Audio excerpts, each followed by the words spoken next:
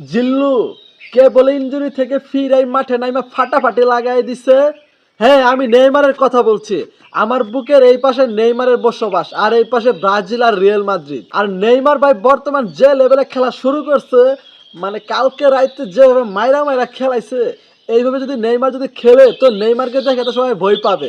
আর Neymar আমার কাছে খুব ভালো লাগছে, মানে ওরে দেখাটাই জাস্ট আমার চোখের শান্তি, ওরে দেখাটাই আমার চোখের শান্তি। মানে নেইমাররা যারা ভালোবাসে ওদের জীবনে ভালো থাকার জন্য কোনো মেয়ের প্রয়োজন হয় না, তাদের জীবনে ভালো থাকার জন্য চারটা জিনিসের প্রয়োজন। এক হচ্ছে নেইমারের স্কিল, নেইমারের ড্রিবলিং, নেইমারের গোল আর নেইমারের অ্যাসিস্ট। তাই আমরা কখনো কোনো মেয়ের উপরে ক্রাশ খাই না, আমরা শুধু নেইমারের এই চারটা জিনিসের উপরে ক্রাশ খাই। বর্তমানে অনেকেই বলে যে পিএসজিতে নতুন একটা তারকা আসছে, সে নাকি নেইমারের মতো খেলে। তারপর বার্সাতে লামিন ইয়ামাল নাকি নেইমারের মতো খেলে। কিন্তু ভাই আমার মতে নেইমারের মতো হইতে পারলো না কেউই ভাই।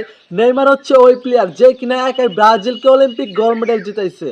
নেইমার হচ্ছে ওই প্লেয়ার যে কিনা 4-0 পিছিয়ে থাকা বার্সাকে সেকেন্ড লিগে 6-1 গোলে ম্যাচকে জিতিয়েছে, এবং এটাই ছিল পৃথিবীর সেরা ক্লাবের কামব্যাক। নেইমার সেদিন বলেছিল যে যদি জিতার চান্স থাকে 1%, আমি চেষ্টা করবো 99%, এবং তিনি তার কথা রেখেছেন। নেইমার হচ্ছে ওই প্লেয়ার যে কিনা পিএসজি কে একাই নিয়ে গেছিল চ্যাম্পিয়ন লিগের ফাইনালে। আমার কাছে নেইমারের সমতুল্য কেউ কোনোদিন হইতে পারবে না ভাই। নেইমারের মতো কয়েকটা ড্রিবলিং, কয়েকটা স্কিল দেখালে নেইমার হওয়া যায় না। I was broken from a young age, taking my token to the masses, writing my poem.